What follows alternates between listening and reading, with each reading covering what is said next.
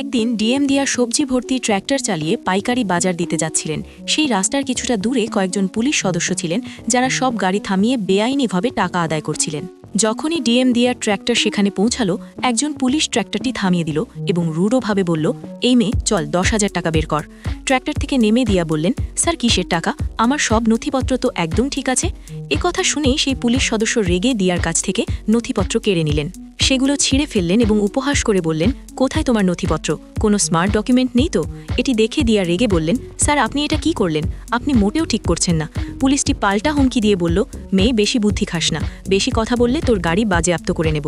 এ কথা শুনে ডিএম দিয়ার প্রচণ্ড রাগ হলো। তিনি সেই পুলিশের কলার ধরলেন এবং সপাটে একটি চড় মারলেন। তিনি গর্জে উঠে বললেন, তুমি জানো আমি কে? আমি এই জেলার ডিএম, জেলা ম্যাজিস্ট্রেট। আমার সামনে দাঁড়িয়ে এমন দুর্নীতি করছো? তোমাকে এক্ষুনি বরখাস্ত করা হলো। এটি দেখে বাকি পুলিশরা ভয়ে ততস্থ হয়ে ডিএম দিয়াকে স্যালুট করতে লাগলো। এত ভালো একটি কাজ করার পরেও কেউ লাইক আর সাবস্ক্রাইব করছে না।